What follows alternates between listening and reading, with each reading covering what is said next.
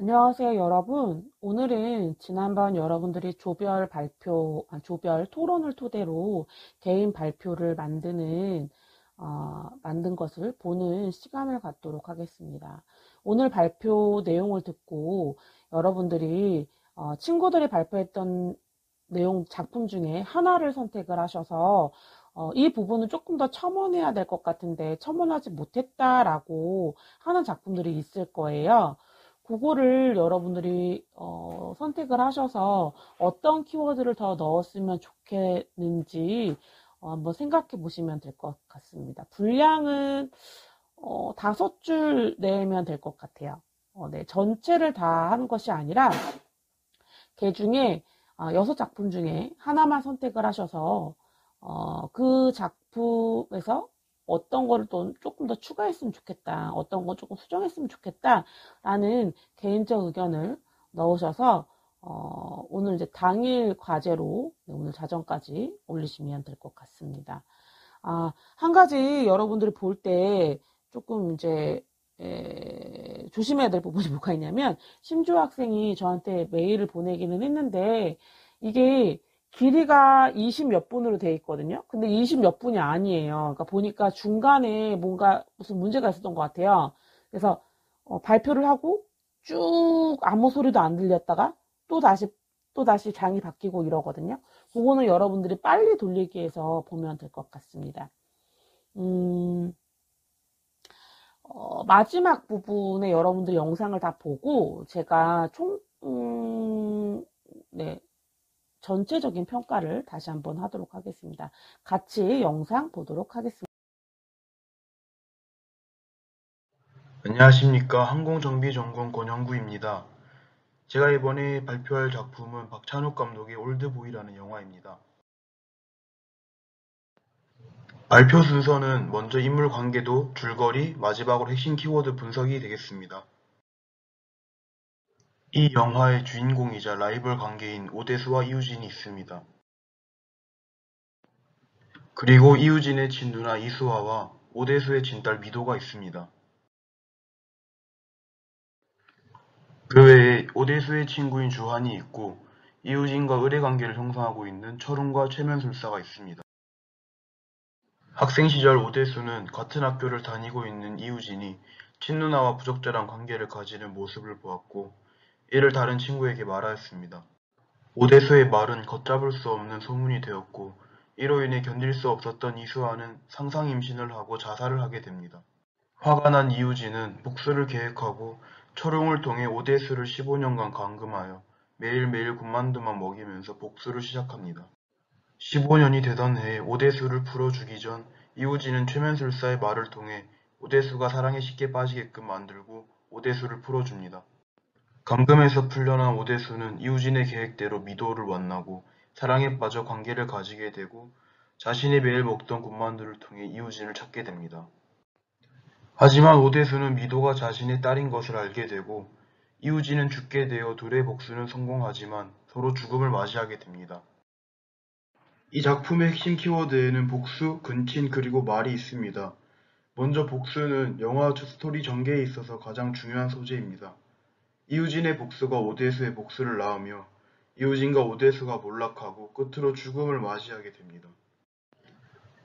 다음 키워드인 근친은 이우진의 복수라는 사건이 생기는 원인과도 같으며 남들과 다른 생각을 가지고 있거나 약하다는 이유로 사회가 등진 사람들을 투영하는 소재로도 사용됩니다. 마지막 키워드는 말입니다.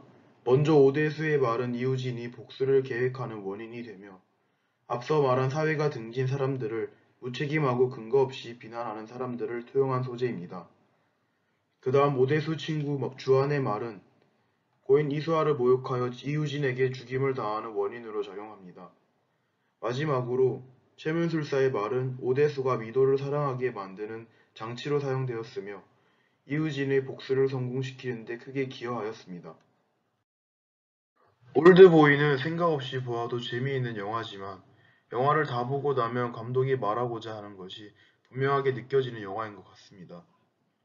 여러 가지가 있겠지만 저는 그중 말이라는 소재가 가장 중요하게 느껴졌습니다.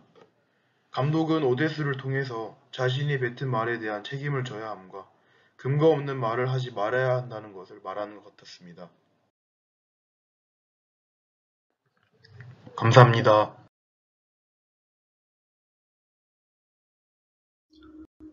안녕하십니까. 저는 이번 스토리텔링과 영화 부분에서 발표를 하게 된 인프라 시스템학과 심지호입니다. 저는 봉준호 감독의 작품 중에서 괴물이라는 작품에 대해 발표를 하게 되었습니다. 그럼 발표를 시작하도록 하겠습니다.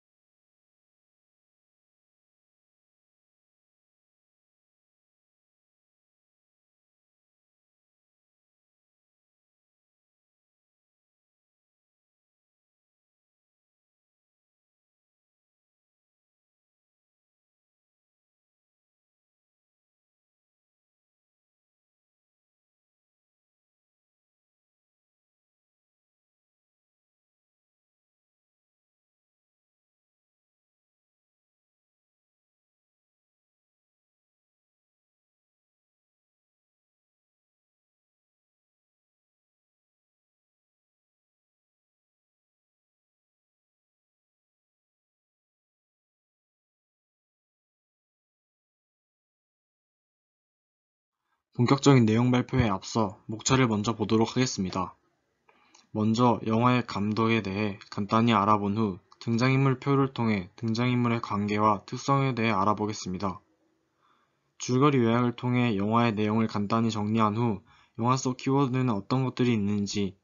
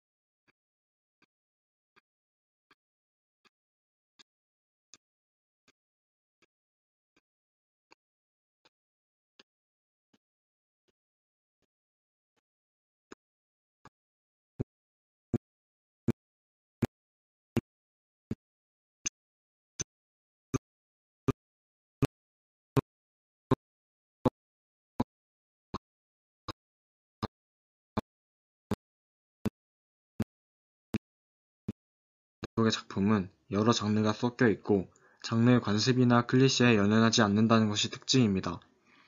그는 평소 디테일이 섬세한 것으로 유명해서 디테일과 봉준호를 합한 봉테일로 불린다고 합니다. 뉴욕타임즈에서는 그의 작품이 현실과 환상을 결합해 영화의 예술적 쾌감과 오락적 쾌감을 동시에 충족시켜준다고 했습니다. BBC는 봉준호 감독 그 자체가 곧 장르라고도 했습니다.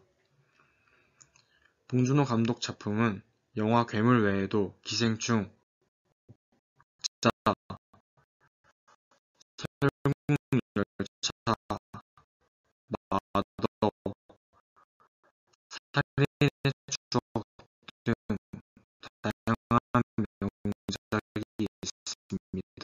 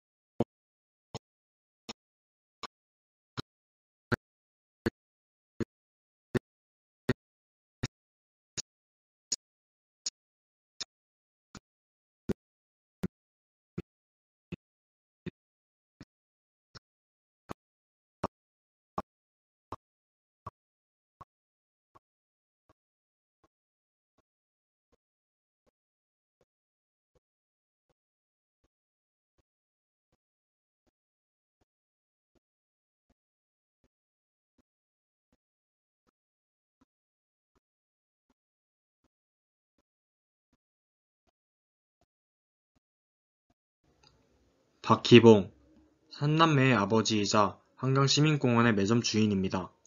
가족에 대한 걱정과 애정이 많은 분으로 평정심을 잃지 않고 집안의 중심을 잡아주는 가장입니다. 박남일, 매점집의 둘째 아들이자 백수입니다. 다혈질 성격으로 전형적인 날건달 스타일이지만 마음은 누구보다 따뜻한 사람입니다.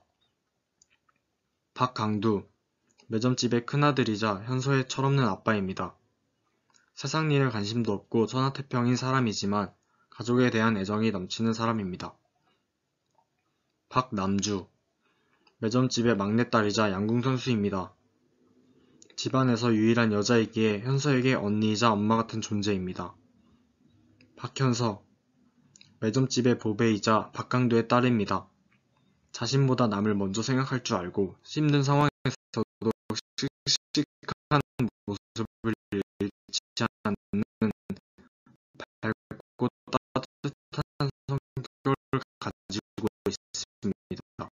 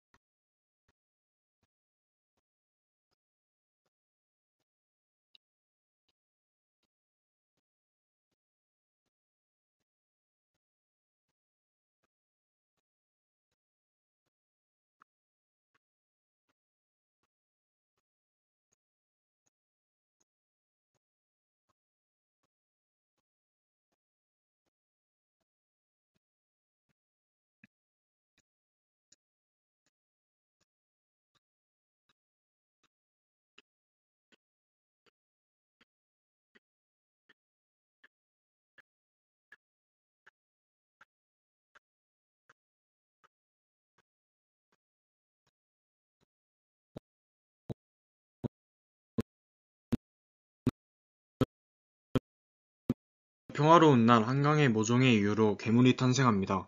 괴물은 한강에 논일고 있던 사람들을 덮쳤고 그로 인해 국가는 비상사태가 됩니다. 괴물은 한강 둔치를 난장판으로 만들고서 현서를 낚아채 유유히 한강 속으로 사라집니다. 현서가 죽은 줄 알고 슬퍼하던 강둔의 가족은 현서의 전화를 받고 현서가 살아있다는 사실을 알게 됩니다. 현서를 구하기 위해 강둔의 가족은 정부의 도움을 청했지만 미친 사람 취급을 받으며 격리되게 됩니다. 정부의 도움을 받지 못하자 강둔의 가족은 병원으로부터 탈출하고 괴물을 찾아 나서기로 합니다. 그 과정에서 여러 사람들에게 방해도 받고 도움도 받습니다. 또한 희봉은 괴물에게 죽게 됩니다. 정부는 결국 한강 전역에 강력한 화학가스를 뿌리기로 했지만 시민들은 반대하였습니다. 그 와중에 괴물이 다시 나타났고 정부는 시민들이 모여있음에도 불구하고 강력한 화학가스를 방사합니다. 화학가스 속에서 강둔의 가족들은 괴물과의 사투 끝에 괴물을 죽이고 현서를 찾는 데 성공하지만 현서는 목숨을 잃게 됩니다. 강둔의 가족은 현서가 보호하고 있던 아이와 함께 일상으로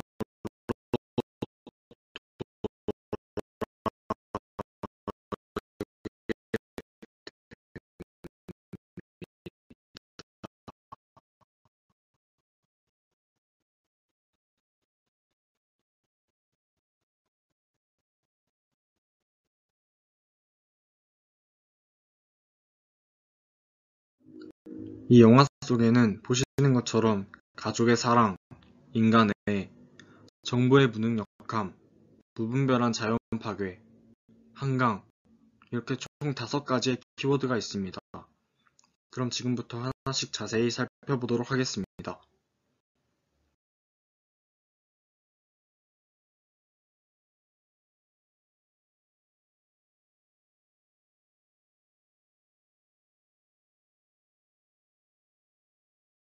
먼저 가족의 사랑입니다. 영화의 전반적인 내용이 괴물에게 잡혀간 딸을 구하기 위하여 가족들이 괴물과 사투를 벌이는 내용입니다. 자신보다 몇 배나 큰 괴물을 물리친다는 것은 말도 안 되지만 딸에 대한 사랑이 이를 가능케 하였습니다. 이를 통해 우리는 소중한 가족의 사랑을 대신 느끼고 그를 계기로 삶을 되돌아보게 되는 우리 자신을 발견할 수 있었습니다.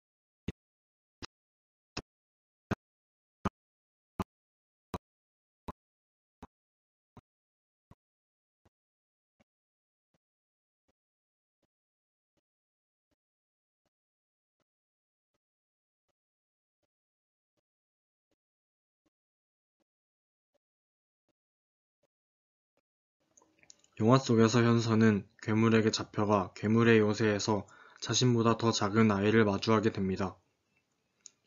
자기가 당장 언제 잡아먹힐지도 모르는 무서운 상황에서 현서는 그 아이를 자신보다 더 아끼고 보호하는 모습을 보여줍니다. 이를 통해 영화는 인간의 근본적인 심성을 제시함과 동시에 이기적인 현대인의 모습을 비판하였습니다.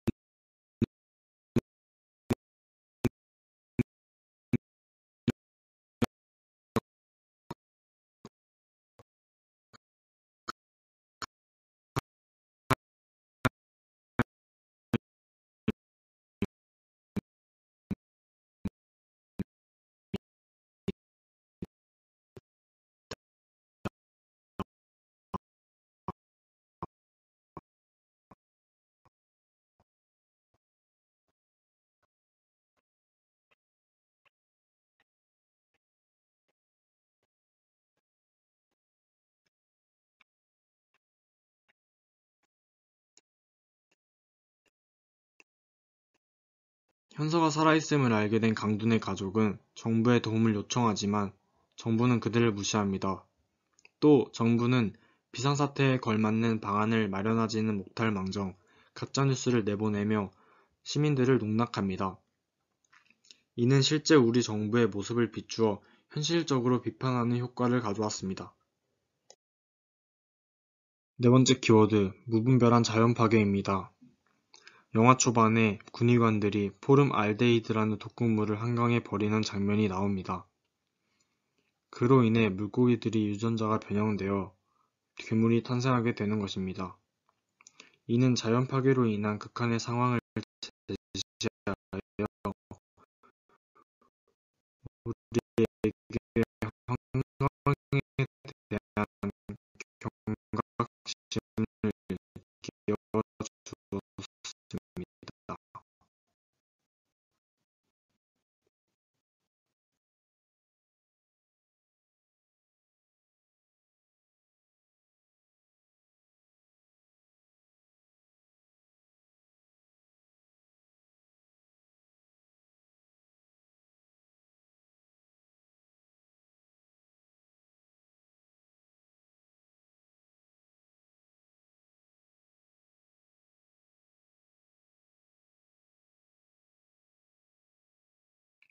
마지막 키워드, 한강입니다. 한강은 우리에게 평범한 일상 속 장소이자 삶의 터전입니다. 친근하고 익숙한 이 장소를 주 배경으로 삼아 영화는 관객과의 거리감을 줄였습니다. 더하여 영화 속 내용이 언젠가 우리에게 실제로 일어날 수 있음을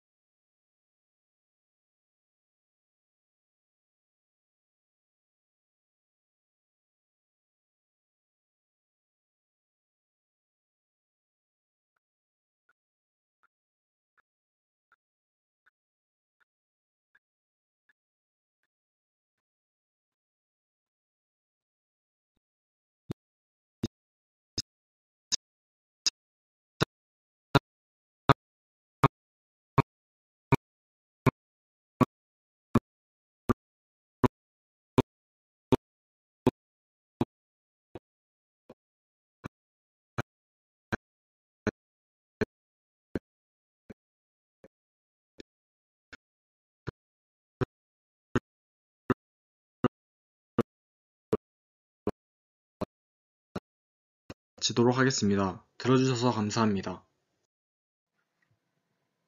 안녕하십니까. 박찬욱 감독의 올드보이 영화의 발표를 맡게 된 항공운항학과 안예지입니다. 저는 올드보이의 줄거리와 3가지 키워드 그리고 3가지 키워드의 의미를 발표하려고 합니다. 올드보이의 줄거리입니다. 오대수라는 인물은 어느 날 누군가에게 납치당해 자신이 왜 이런 벌을 받고 있는지도 모른 채 15년간 골방에 감금됩니다. 그 이유를 찾기 위해 평생의 악행을 쓰고 쓰면서 자신을 가둔 사람을 향한 복수심을 불태웁니다. 15년 후 오대수는 갑자기 감금에서 풀려나고 음식점 종업원인 미도와 사랑에 빠지게 됩니다. 오대수는 미도와 함께 범인을 추적합니다.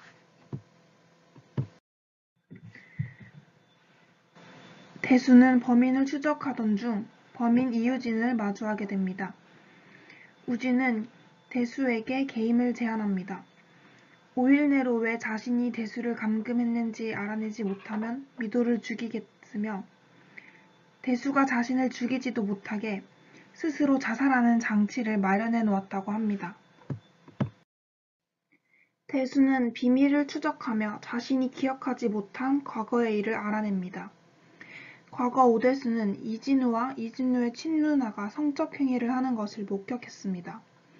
친구에게 그 사실을 말한 대수는 의도하진 않았지만 동네에 우진과 누나의 소문을 퍼뜨리게 됩니다. 우진의 누나는 결국 자살을 하게 되고 그의 우진은 철저한 복수를 계획한 것입니다. 비밀을 알아낸 대수는 우진의 복수가 끝이라고 생각하며 진우를 죽이려고 했습니다. 하지만 15년의 감금은 진짜 복수를 위한 전초 단계일 뿐이었습니다.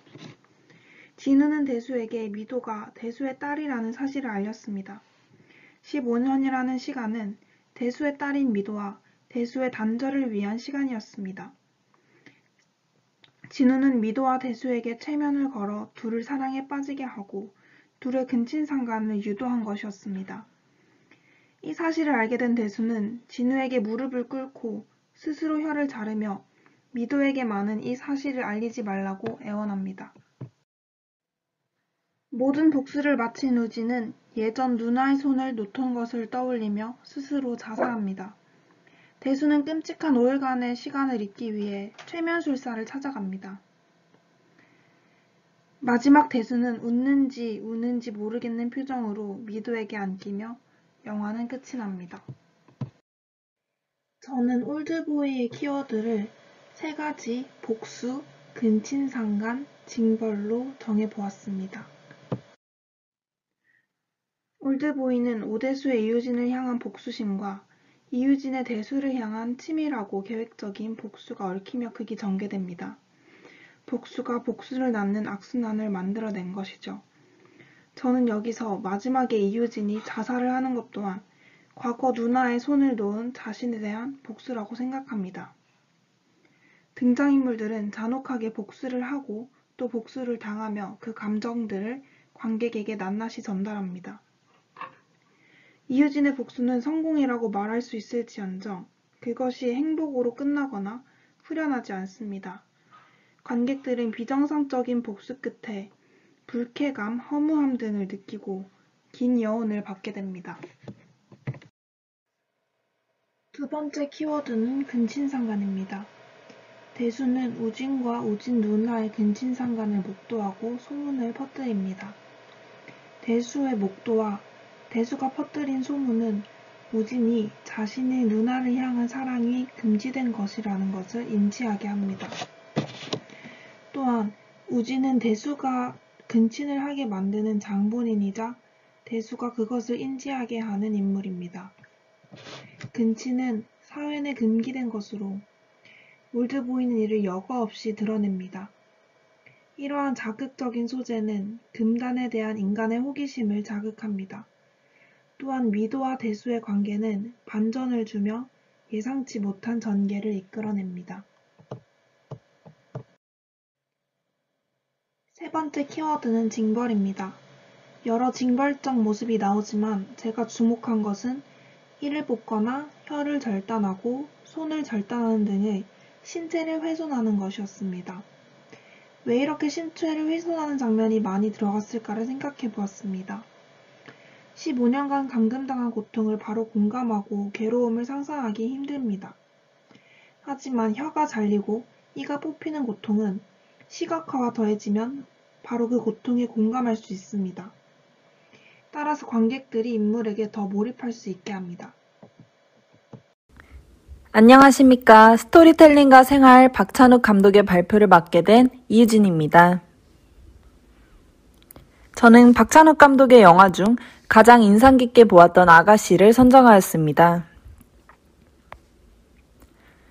간략한 인물관계도에 대한 설명을 드리겠습니다. 히데코와 코우즈키는 이모부와 조카 관계입니다. 그런데 코우즈키는 히데코를 낭독소설의 주인공으로 사용했기 때문에 그저 수단으로 바라보았다는 것을 알 수 있습니다. 히데코는 코우즈키에게 어릴 때부터 훈육을 당했기 때문에 두려움을 느꼈습니다. 백작은 이러한 집안의 히데코를 자신의 부인으로 만들어 정신병원에 가둔 뒤 전 재산을 탐하기 위해 수키를 고용하여 히데코에게 보냈습니다. 그런데 영화 후반에서는 백작 또한 히데코에게 반해 사기치려고 다가갔는데 좋아하는 꼴이 돼버렸습니다. 수키와 히데코는 서로 속고 속이던 관계에서 연인으로 발전하였고 백작과 코우즈키에게 복수하기 위해 연대합니다. 다음은 줄거리입니다. 어릴 적 부모를 잃고 후견인인 코우즈키에게 길러져온 부잣집 딸 히데코는 일반적인 가정의 아이처럼 크지 못했습니다. 이모부인 코우즈키가 음란소설 낭독의 수단으로 히데코를 이용했기 때문입니다. 백작은 이런 부잣집 딸인 히데코를 꼬셔 결혼하고 그녀를 강제로 정신병원에 넣어 전 재산을 차지할 계획을 세우고 있었습니다. 백작은 수키에게 히데코의 집에 하녀로 들어가 히데코가 자신을 사랑하도록 꼬드겨주면 히데코의 예물을 전부 수키에게 주겠다고 제안합니다. 수키는 이 백작의 음모에 가담하는데 막상 히데코와 사랑에 빠져 서로의 비밀을 알게 되고 둘은 연대하여 이모부와 백작에게 복수하게 됩니다. 제가 이 영화를 보고 선정한 5가지 키워드는 영상미, 욕망, 시선, 성가치관, 마지막으로 주체적 여성입니다. 먼저 첫 번째로 영상미입니다. 박찬욱 감독의 영화 아가씨는 영상미가 돋보이는 작품이었습니다. 호화로운 저택의 외관은 일제강점기의 시대를 잘 보여줬습니다. 또한 히데코가 입는 옷과 장신구는 다 화려했는데 이는 그저 코우즈키의 수단으로 이용될 뿐이었기 때문에 보기 좋은 허물이라는 것을 잘 보여주었습니다. 또한 영화는 주로 어두운 배경에서 진행되었는데 비비드 컬러의 옷과 색채 대비가 돋보였습니다. 다음은 욕망입니다. 이 영화 속 인물들은 자신의 욕망을 마주하는 자세가 다들 달랐습니다. 음란소설 낭독회까지 방문한 남자들은 옷을 차려입은 채 점잖은 척을 하지만 성적 욕망을 억눌렀을 뿐 성적 욕망은 매우 강했음을 알 수 있었습니다. 그러나 수키와 히데코는 실오라기 하나 걸치지 않은 채 자신의 욕망에 솔직했기 때문에 대비되는 성적 욕망의 표현을 볼 수 있었습니다. 다음은 시선입니다. 이 영화는 특이하게 이야기의 전개가 3부로 나뉩니다. 1부는 수키의 시선, 2부는 히데코의 시선, 3부는 전지적 독자인 우리의 시선으로 볼 수 있었습니다. 각자 다른 시선으로 영화가 전개되기 때문에 이 영화의 핵심은 시선이라고 해도 무방합니다. 그리고 번외로 박찬욱 감독이 이 영화 이름을 아가씨라고 정한 이유는 한국에서 아가씨란 단어의 의미를 아저씨들이 앞장서서 오염시켰기 때문에 그 본래의 단어를 아름다움을 돌려주겠다는 의미로 지었다고 합니다. 아가씨를 단어를 바라보는 일부 타락한 시선을 정화시켜준 영화라고 생각합니다. 다음은 성가치관입니다. 영화 속에서 여성은 약하다고 수단일 뿐이라고 말했던 코우즈키는 죽게 됩니다. 강제로 하는 성관계에서 여성이 쾌락을 느낀다고 생각한 백작도 죽게 됩니다. 저질스러운 성가치관을 가진 남자들은 감독이 다 죽였지만 영화 속 스키와 히데코의 관계 장면은 저질스럽지 않게 표현해냈습니다. 다음은 주체적 여성입니다. 히데코는 억눌려 살았지만 수키를 만나고 주체적 여성으로 변합니다. 둘은 연대하여 재산을 탐했던 백작과 음란소설 낭독을 강요했던 코우즈키에게 복수합니다. 자신의 현실을 주체적으로 바꿔나가려는 두 여성의 면모가 돋보인 영화입니다. 그렇기 때문에 누가 봐도 박찬욱 감독의 작품이었습니다. 제 발표는 여기까지입니다. 감사합니다. 안녕하십니까. 오늘 봉준호 감독의 작품을 발표하게 된 18학번 이혜지입니다. 제가 오늘 발표할 영화는 설국열차입니다. 지금부터 발표 시작하겠습니다. 저의 오늘 발표는 봉준호 감독과 설국열차에 대한 간단한 설명, 등장인물 및 관계도, 영화 설국열차의 줄거리 5단계와 영화 속 키워드로 구성되어 있습니다. 먼저 봉준호 감독과 영화 설국열차에 대한 간단한 설명을 하도록 하겠습니다. 봉준호 감독은 2000년 데뷔부터 영화계에서 관심을 받게 되었습니다. 2003년에는 한국 영화 르네상스의 신호탄 역할을 하였고 관객 1000만 명 이상을 2번이나 돌파하고 다양한 수상으로 그 능력을 증명했으며 지금은 한국 영화의 아이콘이자 다양한 능력을 인정받은 영화계의 세계적 거장으로 자리 잡게 되었습니다. 영화 설국열차는 봉준호 감독의 5번째 장편 영화로 900만 명 이상의 관객을 불러 모으며 흥행에 성공하였습니다.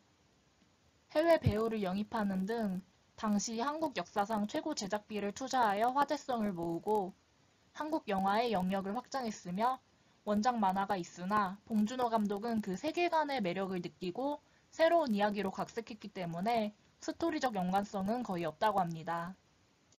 영화 속에 나오는 설국열차는 어릴 적부터 기차를 좋아했던 윌포드가 자신의 로망을 담아서 만든 초호화 열차입니다. 1년마다 전 세계 한 바퀴를 도는 이 열차에 윌포드는 전 재산을 부어서 열차 내부에서도 장기적인 자급자족이 가능한 환경을 만들어 놓습니다. 만들 당시에는 비난이 난무했지만 빙하기가 찾아오면서 인간이 유일하게 생존할 수 있는 지금의 설국열차로 탈바꿈하게 되었고 윌포드는 이 열차의 수장이 된 것입니다. 다음으로 설국열차의 등장인물 및 관계도에 대해서 발표하겠습니다. 저는 설국열차에 나오는 많은 인물들 중에 주요 인물을 위주로 관계도를 정리해보았습니다. 열차의 머리칸에는 열차의 설계자이자 절대자인 윌포드와 열차의 2인자이자 총리, 윌포드를 대변하는 메이슨이 있습니다. 감옥칸에는 트레인 베이비인 요나와 열차의 보안 설계자인 남궁민수가 있습니다. 여기서 트레인 베이비는 기차 내부에서 태어나 세상을 밟아보지 못했다는 설정을 가지고 있으며 뛰어난 청각이라는 능력을 가지고 있습니다. 마지막으로 꼬리칸에는 영화의 주인공이자 혁명의 리더인 커티스와 꼬리칸의 지도자이자 정신적 지주인 길리엄이 있습니다. 다음으로 인물 관계도에 대해서 말씀드리겠습니다. 커티스와 길리엄은 꼬리칸 내부에서 서로 신뢰, 의지, 존경하는 사이입니다. 남궁민수와 요나는 부녀지간이며 커티스는 열차의 앞으로 전진하기 위해서 남궁민수의 도움이 필요했고 그에게 크로노를 제공하며 협력을 요구합니다. 남궁민수는 열차의 문을 열 때마다 커티스에게 크로노를 받고 그에게 협력합니다. 열차에서 커티스의 최종 목표는 윌포드를 길리엄으로 대체하는 것이고 때문에 이에 적대적이지만 윌리엄은 커티스를 후계자로 생각하는 등 다소 호의적인 모습을 보입니다. 그리고 마지막으로 영화의 큰 반전과 같은데 길리엄과 윌포드는 사실 아주 오랜 친구로 열차 내부 생태계를 적절히 조절하기 위해서 주기적으로 꼬리칸에서 혁명을 일으키는 등 둘이 협력하는 사이였습니다. 이어서 영화 설국열차의 줄거리를 5단계로 나누어 설명드리겠습니다. 지구온난화의 극복을 위해서 지구 전체의 온도를 낮추는 CW7을 살포하지만 그 부작용으로 지구에는 다시 빙하기가 찾아오고 열차에 올라탄 사람들만이 인류 최후의 생존자가 되었습니다. 그리고 열차 내부는 거금을 내고 탑승한 앞쪽 칸의 귀족들부터 무임승차한 꼬리칸까지 신분이 나누어져 신분별로 차별화된 삶을 살아가게 되고 꼬리칸의 커티스에게는 누군가 계속 주기적으로 붉은 쪽지로 정보를 보내옵니다. 꼬릭한 사람들은 열차 앞으로 나아갈 준비를 한 뒤 혁명을 시작하여 기차의 앞쪽으로 전진하고 감옥 안에서 기차의 보안 설계자인 남궁민수와 그의 딸 요나를 만나 협력하며 앞으로 계속 나아갑니다.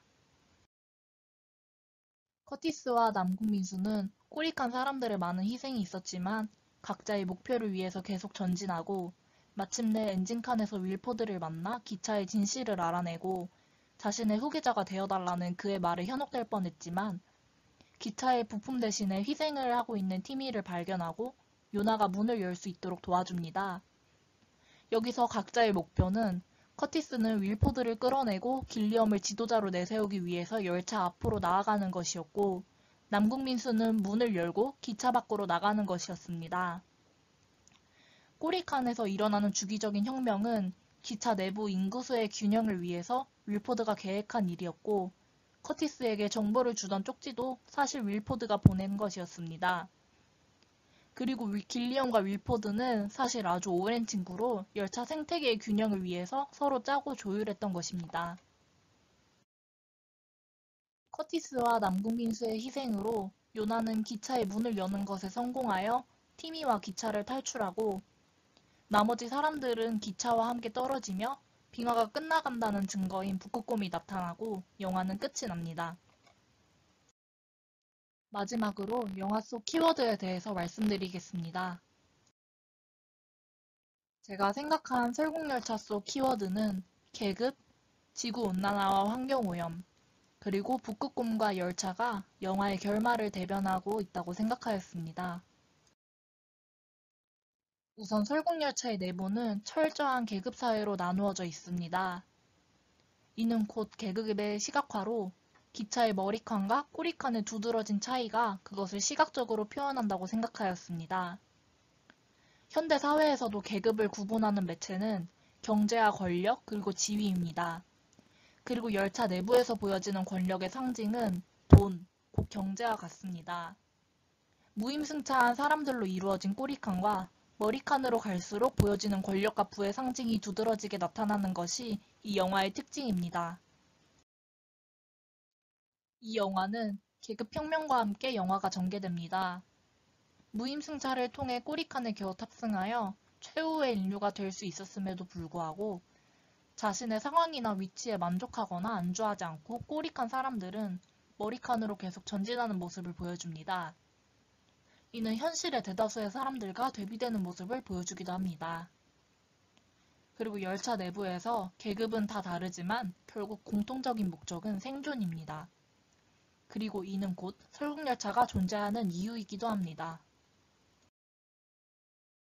다음으로 환경오염으로 인하여 일어난 지구온난화를 막기 위해서 인간이 불러온 빙하기, 그리고 만들어진 설국열차의 내부에서는 계급의 차이가 보여집니다. 이는 곧 계층의 시각화를 상징적으로 나타내는 요인으로 작용하게 됩니다. 인간을 무분별한 환경 파괴로 발생한 지구온난화와 이러한 지구온난화를 막기 위해서 인간이 살포한 CW7, 그리고 그 부작용으로 인해 빙하기가 찾아옵니다.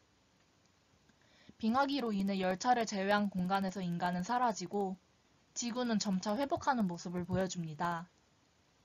하지만 지구가 회복되면 다시 발을 들이는 사람들로 인해서 환경이 다시 파괴될 것이고 이는 곧 악순환으로 이어진다고 생각합니다.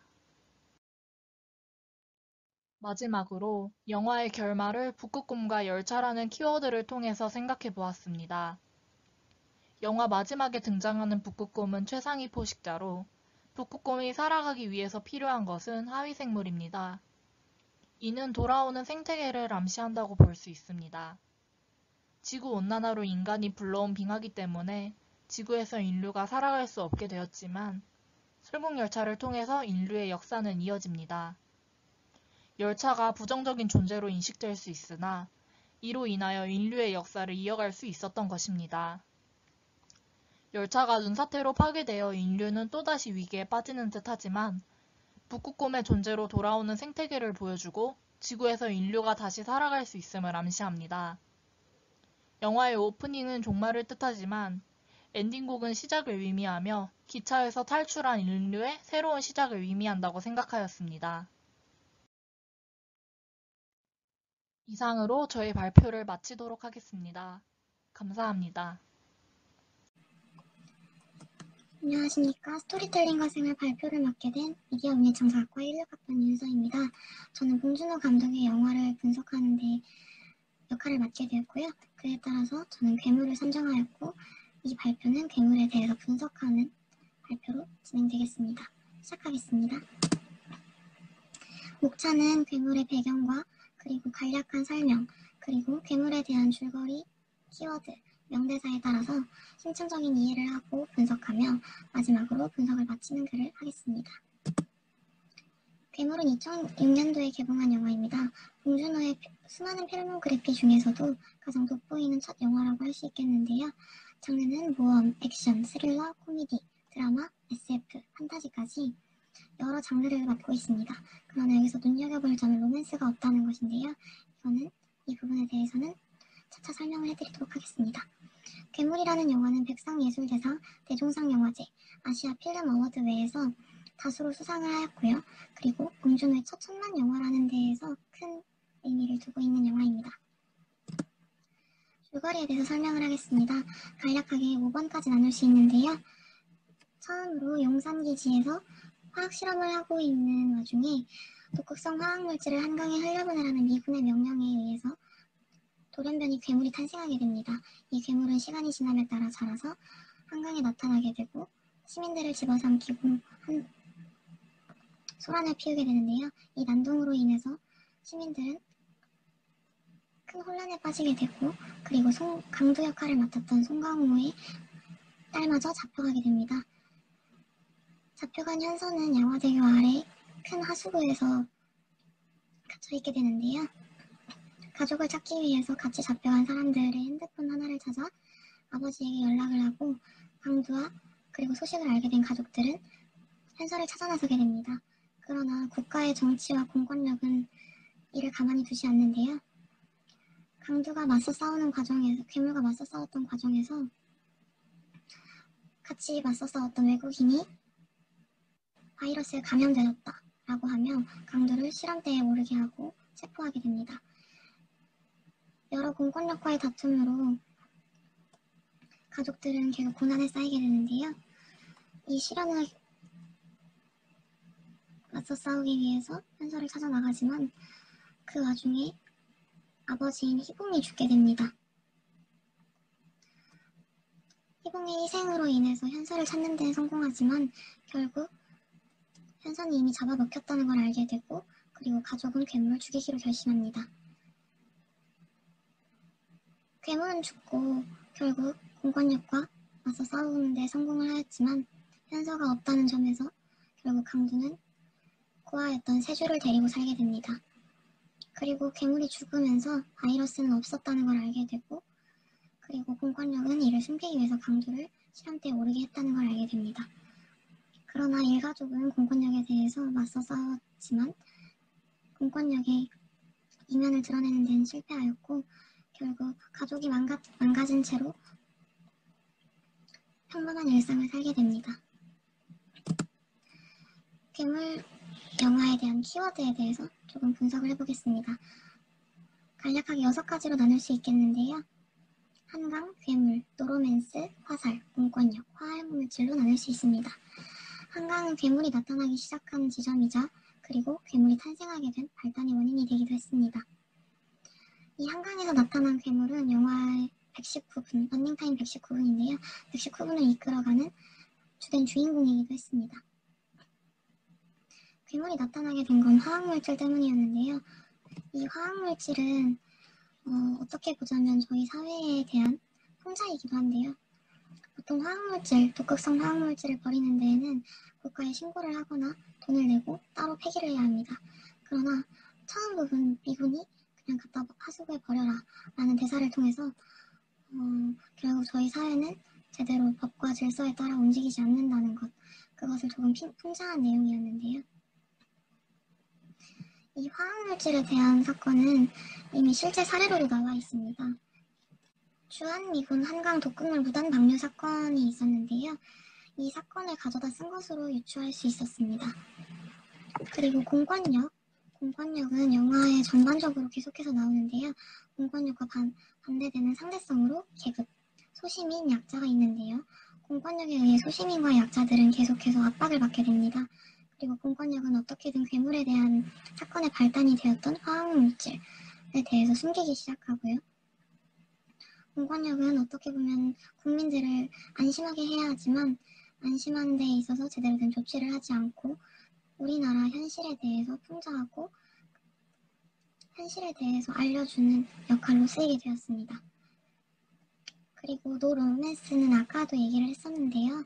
이 괴물이라는 영화는 다른 영화들에 비해서 로맨스 요소가 단 하나도 없다는 것입니다. 여러 장르를 119분 동안 넘나들며 관객들을 사로잡긴 했지만 영화에서 가족에 대해서는 다루긴 했지만 그럼에도 불구하고 로맨스 요소는 하나도 등장하지 않았다는 데 의미가 있고요. 화살은 결국 괴물을 죽게 한 요인이 되기도 합니다. 괴물은 어떻게 해도 죽지 않았습니다. 총알이나 칼로 해도 죽지 않고 오히려 난동을 부렸습니다. 그러나 여동생 역할로 나왔던, 딸 역할로 나왔던 현서와 남주가 결국 괴물을 죽이는 데 화살을 사용하게 됩니다. 불타고 있는 종이장을 끼워서 화살을 쏜으로써 괴물의 눈에 맞고 그리고 괴물이 극단적으로 죽게 되는 결말을 맞이하게 됩니다. 허무하게 괴물이 죽었다고 생각할 수도 있는데요. 결국 이 괴물은 우리 인간이 만들어낸 매개체이기도 했고 인간의 욕심과 결여된 양심 그런 것들로 인해서 만들어지고 결국 인간에 의해서 살해되게 됩니다. 명대사에 대해 알아보겠습니다. 미군이 말했습니다. 한강은 매우 크고 넓은 강이잖아요. 마음을 크고 넓게 가집시다. 어쨌든 명령이니까 빨리 부어버리세요라고 말하는데요. 이게 어떻게 보자면 인간의 욕심 그리고 사회에 대해서 가지고 있는 무질서한 양심과 비리 그리고 어떻게 보자면 현실을 비판하는 데 쓰인 대사였습니다. 그리고 또 남일의 대사인데요. 이러려면 검문을 왜 해? 빠질 대로 빠져가지고 라고 말하는데요. 남일이 한강에서 수사망을 피해 한강으로 들어가는 과정에서 검문 절차를 밟게 됩니다. 그러나 검문 절차는 생각보다 소홀했고 이에 대해서 남일은 이 대사를 하게 되는데요. 이 대사는 결국 우리나라 현실에 대해서 또 한 번 풍자를 하는 겁니다. 겉보기식으로만 뭔가를 하고 사실상 내용물은 없고 보기 좋은 비쌀 것 같은 느낌을 주는 우리나라 현실 그리고 공권력, 정치 그런 행사에 대해서 풍자를 하는 대사로 보여지고요. 강두의 대사입니다. 이거 녹화라도 해놔야 되겠다. 현수한테 아빠 TV 나왔다고 라고 말하는데요. 강두가 병원에서 탈출하는 과정에서 공권력에 의해 TV에 강두의 소식이 오르내리게 됩니다.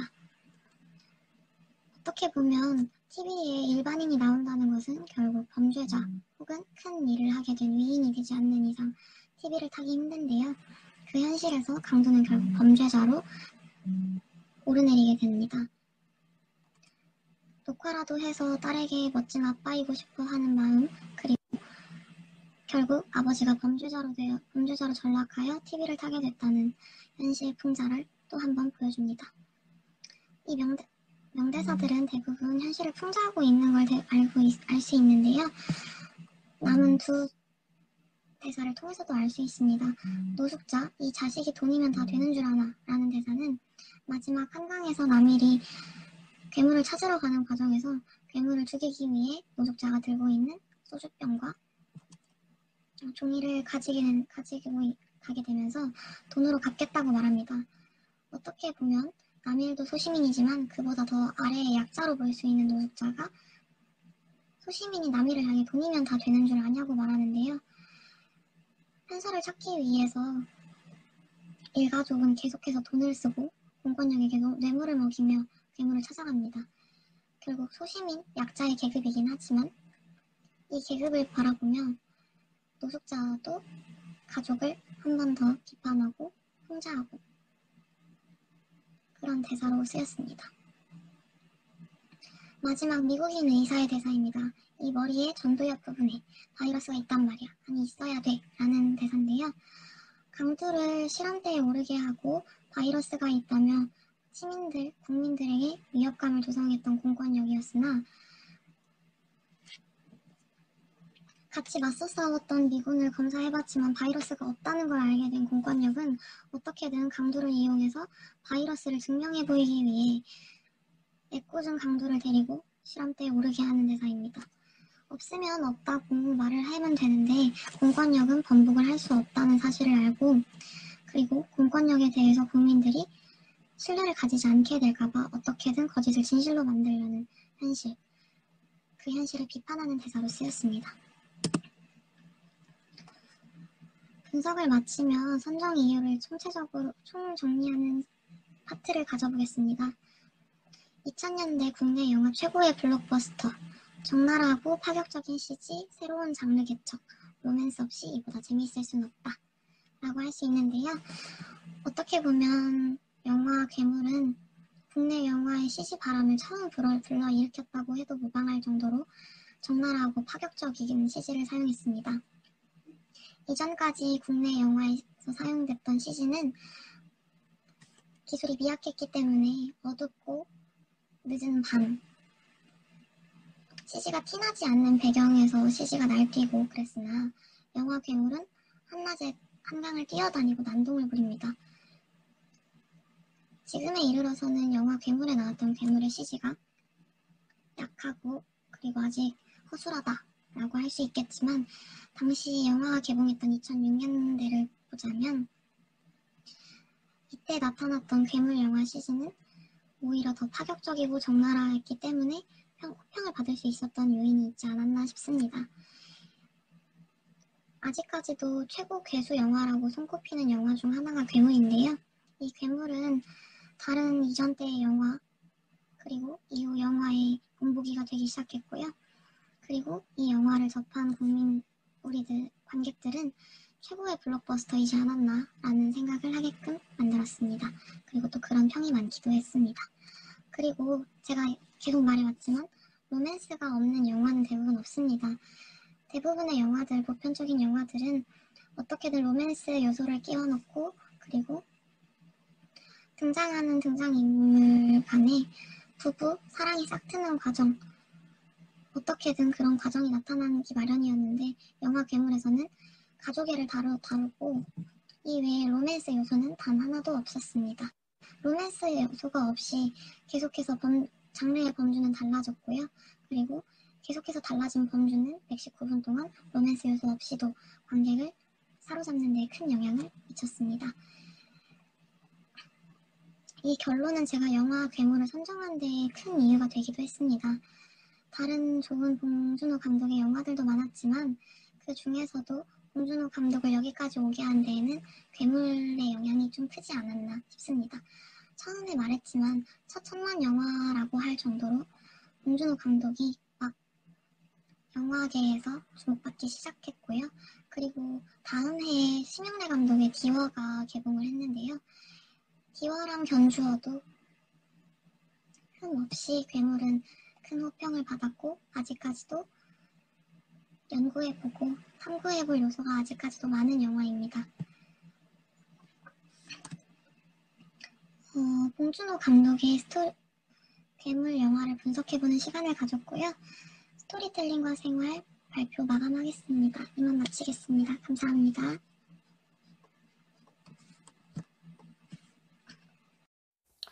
여러분들 친구들 거 잘 보셨나요? 저도 잘 봤는데요. 보면서 네, 여러분들 처음 이제 스토리텔링을 다루는 친구들에 비해서는 네, 잘 찾아냈다라는 생각이 듭니다. 근데 조금 아쉬웠던 부분이 있습니다. 뭐냐면